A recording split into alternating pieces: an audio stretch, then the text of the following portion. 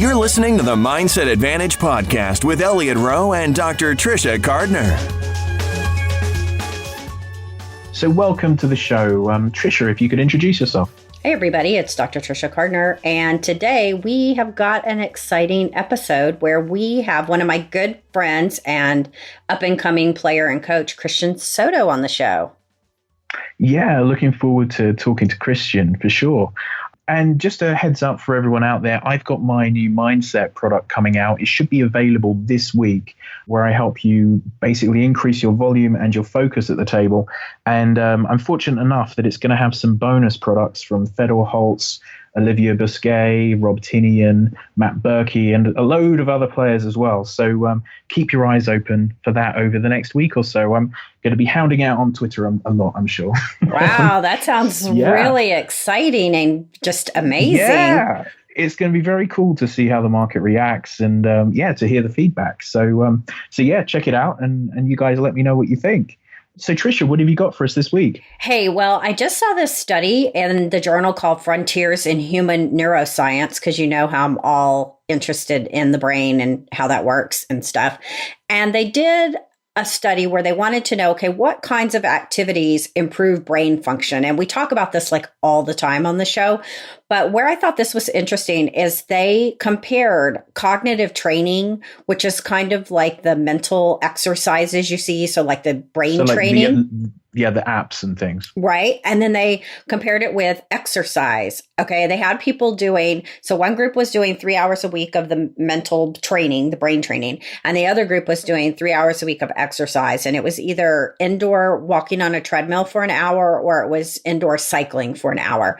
And then what they found out was when they did the testing is that lo and behold, both of those activities do improve brain function, but they improve different types of brain function. So the brain training apps and things, what they do is they improve executive function. And that's things like planning, decision-making, synthesizing information, that sort of thing. And the exercise, so exercising 3 hours per week, what that did was that improved immediate and delayed memory performance. So in the immediate, right after exercising, your memory is going to be improved, and delayed means over the long haul. And the reason that it works this way is because the different types of activities, they're actually driving blood flow, increased blood flow to different parts of the brain. So if you want to get your brain in tippy-top shape, it's not an either or. You need to do the exercise and you need to be doing some of the brain training, which... So exercise bike with a brain training app on it at the time.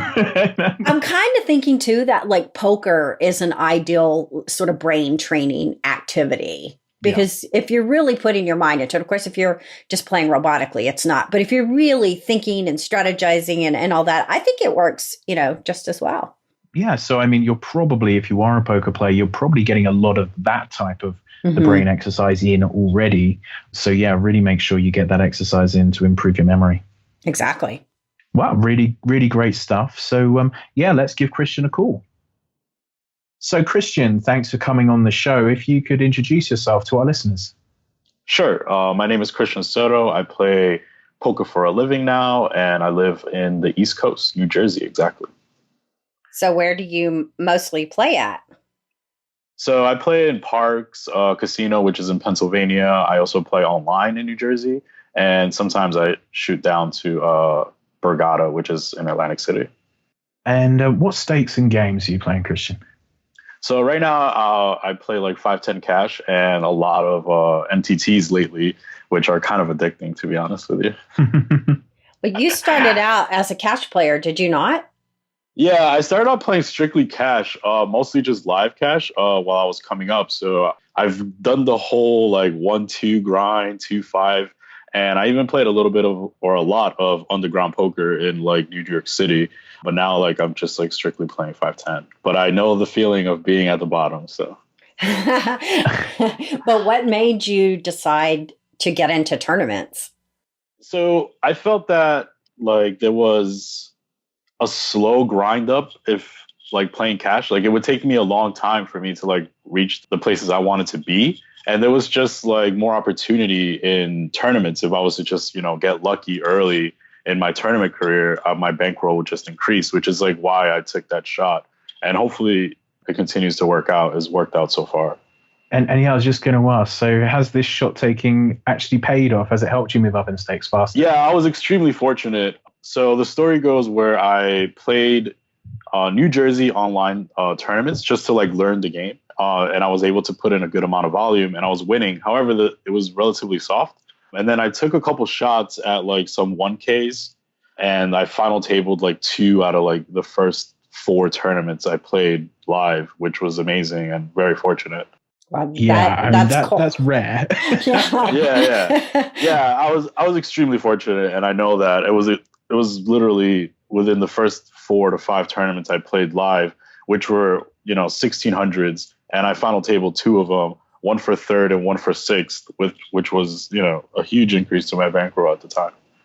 Now, I want to ask you this from a mental game standpoint, since you've done both, which do you think, I guess, is harder on the mental game, cash or tournaments, and why? I honestly think it's tournaments, because you can just go such a long period of time without cashing a tournament, and it forces you to kind of look inward and ask yourself, am I doing the right thing? Is everything I'm doing correct, or am I just making mistakes all over the place? And that could kind of get to you after a while. And you kind of need very good mental fortitude to like understand that, hey, this is just part of the game. Like, you're not going to cash, the majority of the time. Like, I think like you're only supposed to cash 20% of the time if you're a good player.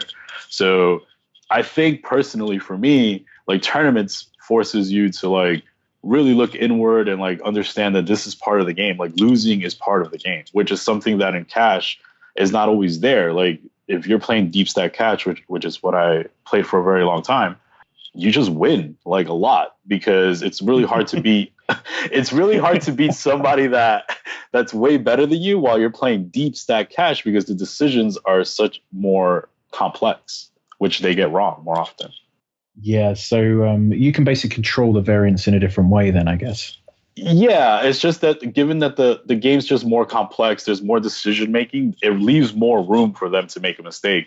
Whereas in tournaments, the variance is just out of the roof because you're playing such short stacks. Not only that, but on the cash side, you can do a lot of game selection, which for sure, at the tournaments, you don't know who's going to be on your table. You get surrounded by killers, or, right. Conversely, maybe you get a really soft table, but you don't know going in what you're getting. Yeah.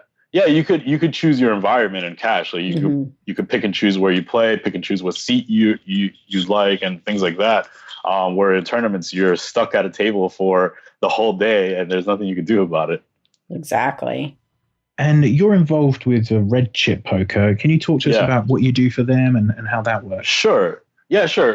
In Red Chip Poker, I was one of the co-founders. So we started about like 2 years ago with like the thought of like, we're just going to teach live cash to somewhat low stakes players. So our goal is to teach like 1, 2, 2, 5 players that play live, which we thought that was a hole in the market. So that's our goal. And I think we're doing a decently good job at it. Our second goal was to kind of like have a more friendly forum, which is something I think is needed in the poker community. Which forums could you be questioning here? I mean, there's a forum that's been around a very, very long time, which I think is very toxic now. So I can't imagine. Yeah. So I think that's one of our goals, and I think we're doing a pretty good job at that as well. So yeah, I mean, I'm very happy to be part of them. I really love the community, and I think we put out pretty good content. And I've seen you guys have some content on there too, and I'm very proud of it as well. Oh, that's sweet of you to say. Now, I want to talk a little bit about, because you do work a lot with RCP, but you also been working a lot with Matt Berkey and the strategy camp, Solve for Why, and all that. So talk about how you got involved in that. Sure. So part of what people don't know is that I kind of came up with the idea of Solve for Why. He just put the name and his face on it. Okay. So really, it's your business, is that? No, I mean, it's not my business, but all right. So pretty much, we had kind of like a friends camp where Berkey took the lead, and it was just us, and he was kind of like trying to help our game. And after that, I said, we really need to do this again. And he told me that he wouldn't do it again unless it was for money. So then I kept pushing him to do it for selfish reasons of like, I wanted to get better myself and I wanted him to teach, in the way he taught there. So over some time, we came up with the idea of like, hey, let's just start an academy for players that play 5'10" and up and kind of teach them the ropes of like how we approach the game, which is completely differently than how the masses approach the game. They approach the game in like a more GTO sense, where we kind of like take GTO and kind of like show the deviance of GTO. And then that's how we approach poker. So it's definitely more of an exploitative style that you guys promote. Yeah. So that's kind of like that word has like a bad connotation, I would say. So I wouldn't say that we're showing the exploitative side of the game. I would say that we definitely have a basis in GTO. Right. However, there's a lot of opportunity to deviate from GTO in live poker. However, you still need that GTO base to learn how to deviate. So it's like you can't deviate unless you know what you're deviating from. So that's really what we're teaching there and promoting. Agreed. Because I had the good fortune to attend one of the camps. And yeah, you're right. If you don't know the GTO line, then it's hard to make a logical argument for deviating from it, right?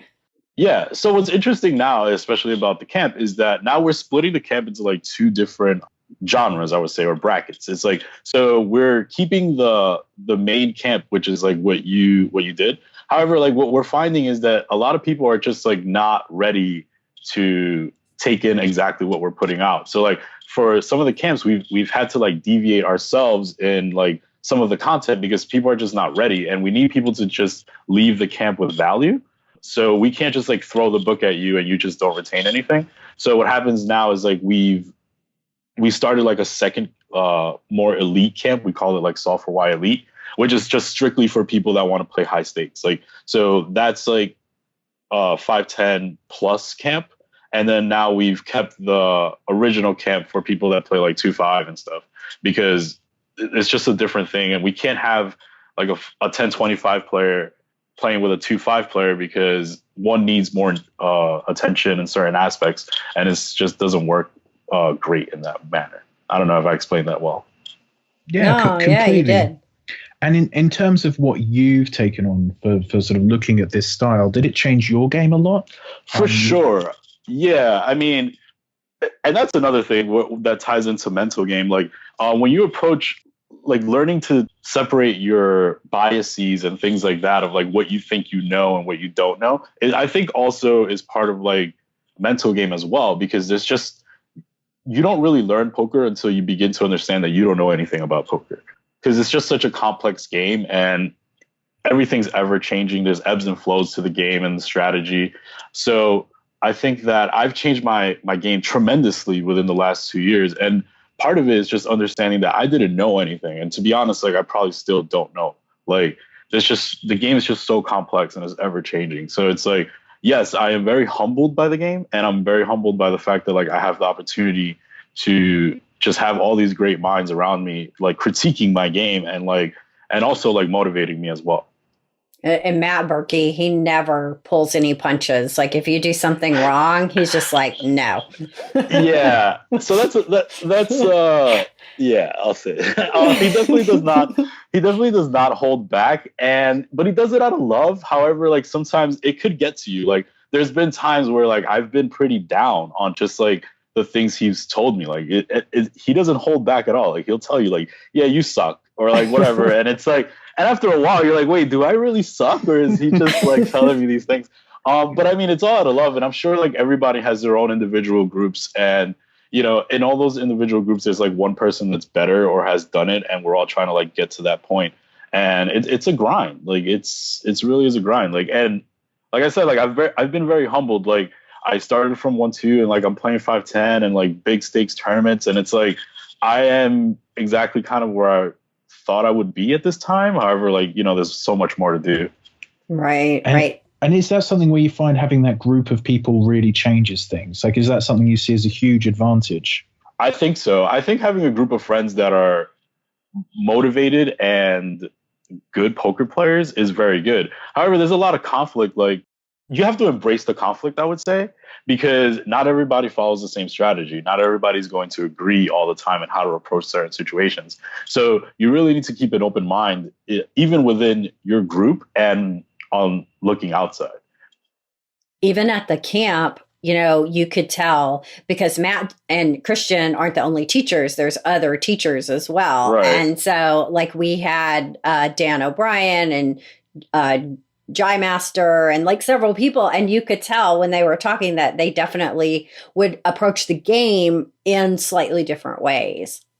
Right. So, I mean, to be, completely transparent, the camp involves 4 of us. So it's Berkey, me, Jordan Young, Jai Master 11, and Dan O'Brien. And Dan O'Brien and Matt Berkey are like oil and water when it comes to poker strategy. And so sometimes it reflects on the product. And so we've had a little bit of like, should we do this? Should we show the conflict? But at the end of the day, I think it's just better to show the conflict because it just shows the 2 different schools of thought. And if we can embrace them and just say, hey, there's 2 different ways to approach the situation, do what's best for your game, that's valued.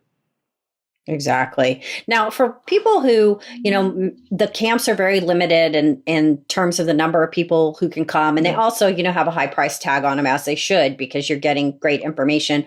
But what can somebody who's listening to this, what would you advise them to do? Maybe they're 1-2 or 2-5. They want to improve. What do you think is kind of the roadmap they can use at home to do that? So I think that there's just so much information out there right now, like, in terms of like BD 1-2 to 2-5. And I think, to be honest, like GTO is the basis of the game, right? So you really need to build that foundation before learning anything else. So I think that there's like a lot of videos and a lot of things like that you could do, but it's like everything's just like learning how to do things in a vacuum in a very specific sense. So if I was teaching somebody now, I would tell them like, pick up applications of No Limit Hold'em or whatever it is that guide you to like a GTO mindset or like a GTO approach to the game, and then take it from there. That should be like your first introductory course to like poker. And then from there you build outwardly. But that would be the first thing, especially if you're playing like 1-2, 2-5. Learn GTO, like learn how to approach the game through those lenses. Christian, that really says something where you say, the starting point should be applications of No Limit Hold'em. Yeah. Yeah. The very basic for sure. Point is. Well, yeah, I mean, maybe that's a little bit too tough, but I mean, I would say that the basis should be GTO, like however you choose to learn it. And it'll take you some time. However, that should be the basis, and then work outwardly, as well as like, to be completely honest, like mental game. I know you guys are like very big on that, but that's so important. Like, it's so many factors. It's not just tilt or anything like that. It's just like learning to keep an open mind, like developing a work ethic. All those things are just like so important if you want to approach this game. Like, work ethic and like keeping an open mind to me are just like so huge. Absolutely. I know that's one thing that me and Elliot talk about like just a ton of the time. Yeah. People get bored of us talking about it, I think. Yeah, no, but I mean, it's completely true. I mean, it's completely true. And work ethic, to be honest, like, I'm very big on transparency, just because like, I think like my friends are very transparent as well. Like, work ethic also means showing up to work, which is like, there's a lot of study and stuff like that. And there's been plenty of times that my friends have called me like a paper champion, right? Because like I know all the stuff and like I read all the books or like all the videos, but like I just don't show up to work all the time. Which is like, that's the definition of a paper champion, right? Like, so I think that that's something I've worked on a lot this summer in terms of like showing up to work and like making sure I put in the hours. And how did you find that World Series grind? Man, the World Series was great. I mean, I was very fortunate. This was my first World Series, and I think I've played like 16 events, and I cashed like 7 events, including the main event, which was amazing. Like, it was great. I was very excited to play it. It was my first main event, and I had a great experience. But at the same time, there was a lot of showing up to work. So, and I mean, to be honest, like I had a very small summer. Like, I only played 16 events, and the reason was because I played it very cautiously, where like I didn't want to play the bigger like buy-in events because it was my first main event. I didn't know what to expect. So I didn't want to like just, take a huge risk on my first main. So I played everything that was like 1,500 and under. and I had a great time, to be honest. You know, what's interesting is last year you were still, I feel like, more in the cash side of it. Yeah. And I was like, get out here to the World Series. You must get out here to the World Series. And then you didn't do it. And then I was so happy to see you this year. And then obviously, I think you had like a really profitable summer. But now, like looking back on it, do you wish you would have come out last year? Do you feel like, you know, you had done things to like get you where you needed to be to come this year? I felt so much more comfortable this year in like my game, and like to be honest, a lot of my mental side was much more intact this summer. Like there was a sense of calm that I had before the series started, that it didn't matter if I bricked every event or if it went really well. Like I needed to just show up to work and put in the hours and prove to myself that I could actually go through this grind and things like that. So I think I was just much more ready this summer in terms of like just everything. Like my strategy was better, but as well, like my mental was much better. I told Berkey a couple times, like, and even my entire group, that I just felt a sense of calm, like throughout the whole thing. And I mean, and it really showed like throughout the main event. Like it just didn't get to me. The moment didn't get to me. Like in day 4, I like my mental did start shaking a little bit, just because all my friends had busted. And this was my first main event, and I was just like, man, do I deserve this? Like, is this like something I've earned or anything like that? So, I mean, that went through my mind. But besides that, everything else was very calm. Excellent. And I mean, a lot of that is about that game selection being safe with your bankroll, isn't it? Yeah, that was another thing. Like, you know, I sold a bunch. Like, I think I had, I don't know the exact numbers, but I sold a decent amount that made me, you know, much more comfortable in these events, because, you know, I wasn't at risk of ruin at all. Even if I bricked every event, I was still fine financially and stuff like that. So that obviously puts a sense of calm in you to just show up and like do what you have to do. And if it all goes to hell, then it all goes to hell. So once you actually got to these events and played, okay, so you are the paper champion. Nobody knows more about poker than Christian. Like if I have a question, I'm like, I'm going to get me some Christian on the line. Okay, so you know all this, right? You know everything. Right. But then when you go in and you sit down at, you know, like a 1,500 or 1,000 World Series, are you having to bring out the big guns, so to speak? Or did you find like you had to throttle your game, you know, way back, or could you use the advanced? Yeah, like no. I think to be honest, I think the events were decently soft. However, like I did go to war a couple times with like the Euros, and I think they're ahead of the curve, to be completely honest with you, in terms of strategy, and that has to just come in, you know, because their availability, to play online. So the only times that I really went to war or anything like that, in terms of like bringing out the big guns and like, you know, kind of testing myself, was really when I played the Euros. And I think that's going to be the case for a little while, just because they have online. But I felt very comfortable in the events overall. Right. Yeah, I mean, there is obviously there's a big difference, isn't there, between PokerStars and the US sites currently? Yeah, for sure. And that's going to happen. That's going to continue to happen for a while. Yeah. When you were out there, did you play any of the other, like at the Venetian or, you know, any of the other kind of festivals, or did you only play World Series events? Okay, so this is kind of funny. So I played the Planet Hollywood event, which was like in the middle of the series or so, or like a little bit towards the end. And so I make day 2, and there was just so many people that they didn't have enough tables to cover all the people. So my table on day 2 started 11-handed. Yeah, I was in that. I day 2'd that very same event, and a lot of the tables were 11-handed. He's not telling tales. That's true. Yeah, it was insane. So it was very weird. I don't know how to approach that situation. My paper champion skills don't apply to 11-handed. So it was very strange. Like I remember folding pocket kings and aces, Christian. Yeah, I remember folding pocket 7s like in middle position. And I was like, I don't know if that's right. I don't know what's going on. Yeah, I mean, I think the Planet Hollywood had some of the biggest fields, you know, of any of the festivals out there, and it was they put big guarantees, and that just draws out, you know, pretty much everybody. Yeah, it was, and there were some big name pros even in the fields. Like it was a great event in terms of like guarantee, but I think they could do better in terms of like logistics. Well, let's not go 11-handed, right? You're right, for sure. That's really bad. I mean, it's cozy enough 10-handed. Come on now. Yeah, I mean, 10 hand is even pushing it. Exactly. And Christian, from the mental game side of things, what sort of advice could you give perhaps the guys who are at that 1-2 or 2-5 level trying to come up? What would you be telling them to do from that side?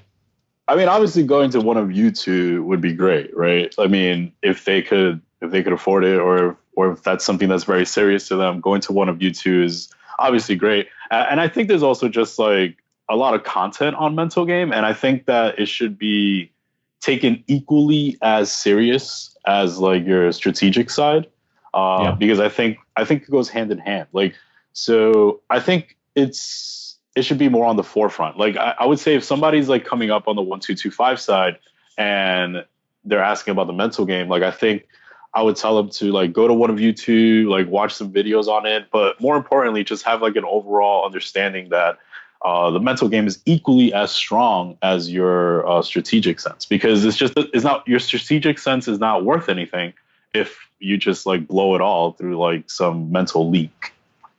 As you're kind of climbing the ladder and coming up, do you think that it gets to a point where, everybody kind of knows the same strategy and then the mental game kind of even takes over a little bit?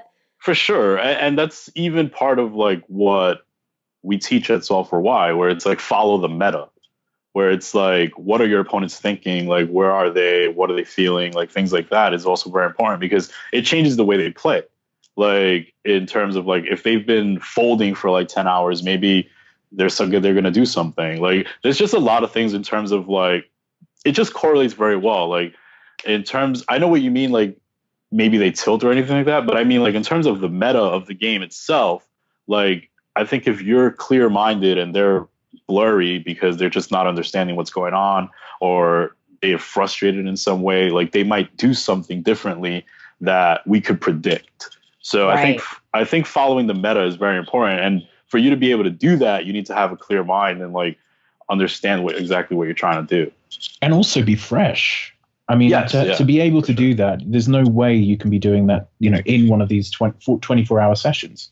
Yeah. Especially if you play cash, like cash sessions, like you can't just like, it doesn't end, right? Like you might play a cash session. I've played a cash session for like 36 hours one time. And I mean, that's not obviously the norm that's not suggested to do. However, like it will happen. Like you'll be in a game that's very good and it's just behooves you to stay in the game. So like, stay mentally fresh, and even like, doing the whole like eating well and things like that are just very important. Yeah, there's so much you can do with the eating well, like banking up a bunch of sleep before you're going to have a long session or long tournaments. Meditation, of course, we always talk about that. A lot of good things. It's really exciting to me to see that your progression, because I've known you for a while, and when I first knew you were kind of doing the 1-2 thing, and now you're like running with the big dogs. So that's very exciting. Yeah, that's very exciting to me too. It's very exciting to me too. And teaching people. So when are we going to see you in the 300, 600, 1200, Christian? I think it's going to be a little while, unless Berkey wants to stake me in the game or something like that. Another 6 months. Yeah, I don't think I'll be in the 300, 600, 1200 or the 300K anytime soon, but I hope so. Yeah, you never know. Yeah, I mean, I told Berkey a little while ago that my goal is to play like the biggest cash games in the world and stuff like that. And I was really dead serious. Like I didn't break a smile or anything. And he was like, "You can do it. It's just embrace the grind of it all." Like, so I'm in that stage. Like, I'm really just embracing where I am and embracing the growth. And you're sounding great for it as well. Oh, I appreciate it. You sounds like you're really excited about poker at the moment, which I think is a big part of the game. If you can keep that love for it, the excitement and the passion, and doing the teaching and having your friends around you, that helps stoke that fire, doesn't it?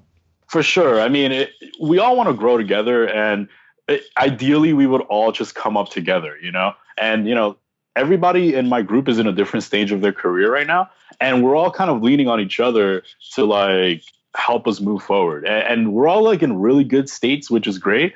But it's not always like that. One of our friends was, he was struggling, and then he had a huge score on online, which was Dry Master. And now he's in a much better state, and we're very happy for him. And that's going to be the case all the time, because the pack kind of just keeps you afloat and doesn't let you like just bury yourself. You know what I mean? Yeah, you gotta get a pack. That's important. Yeah, I mean, if you're lucky enough to do so, definitely. And we always like to ask the question. So you've been around the live tables for a while. What is the worst case of tilt that you've seen in your career? What's the most extreme example? Extreme examples? So Yeah, I mean, we've had guys letting off guns in the bathroom after a bad beat. I mean, all right. So I'll tell a story. Which, I mean, my friend. I mean, this isn't the worst case, but it's definitely the latest case, I would say. So me, Berkey, and Jai Master 11, we play like these 25, 50 cent cash games. However, we say that the stakes don't matter when the ego is on the line. So it's really 25, 50 cents, but we're buying it for like $3,000 or something ridiculous. And so it's really deep, and there's real blood being spilled. Like don't let the stakes fool you.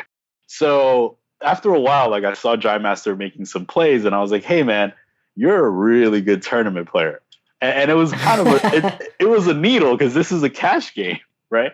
So he would make a play, and I'm like, hey, you're a really good tournament player, man. You're really good. And so after a while, the game was over, and I'm continuing to needle him on this exact phrase. And then I'm like, hey, you want to flip for 1,000, right? So we flip for $1,000 each, like just blind hands. Like, so we deal out a PLO hand, and we just deal it out. And then I win the PLO hand with one pair. Like, I just turn over one card, and he's like, I can't beat that. And then he's like, again. And I was so like wanting to needle him so badly that I was like, no, not again. Because we were going back and forth all day. And he just like storms out and says, I'm not giving you a ride home. I'm never buying. He's like, I'm not giving you a ride home. I'm never buying a piece of you again. And then he just storms out and slams the door and just loses it. Doesn't even like talk to me for 2 days. So I mean, I caused that tilt, but it was worth it at the time. Oh no, you boys, y'all need to be nice and behave yourselves. Yeah. I mean, I'm sure he'll laugh when he hears this, but it was definitely worth it.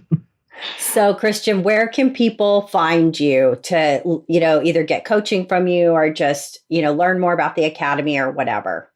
Sure. So you could definitely find me on Twitter. It's at Christian Soto 08, or you could go on redchip.com, redchippoker.com, or softwareyacademy.com, or just ask Trisha about me. That's right. Just ask Trisha. Well, man, thank you so much for coming on the show. We really appreciate it. And good luck. As I say, see you at the highest stakes soon. I hope so. And I appreciate you guys having me on. It was great. Thank you. All right. Bye. Bye. Yeah, it was really fun to have Christian on the show. He's got a lot of good stories there, hasn't he? Oh, my goodness. He is a hot mess. But I mean that in like the nicest way. And I feel... Oh, sorry, Karen? I was just going to say, I feel like he's really interesting because he's really paid his dues. And like, when you talk about grinding it up, he's really done that. He started at the bottom of the cash games, and it's not like he's at the tippy top of the cash games, but he's definitely come up a lot of levels. And, with the MTTs as well, when he first started, he was like this MTT fish. And now I would say he's a very competent MTT player. Yeah, and it's just so useful to hear that information of someone who has, in recent days, done the grind up through the stakes. Because a lot of the time when we're talking to players, they did that grind sometimes 5 years ago, 10 years ago.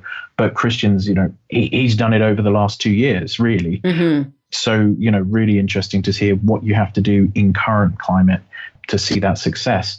So, Trisha, where can people find out about you and your products? Well, everyone, I have a new book out. It's called Peak Poker Performance, which you can get over at Amazon. And I also hear that people are seeing it at Barnes & Noble. So that's kind of exciting. And that's very cool. Yeah, it's in paperback and Kindle right now. I will be doing an audio version. So stay tuned for that. And you can come over to my website as well, drtrishacardner.com. You can find me on Red Chip Poker, where I do some coaching, Twitter, Dr. Trisha Cardner. Yeah, I'm all over the place.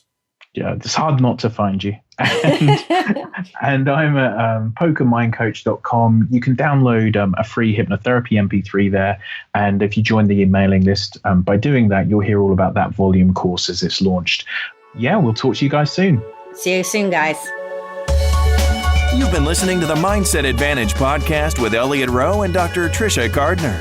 To get any resources mentioned in the episode or to listen to past shows, visit pokermindcoach.com/TMA podcast. Thanks for listening.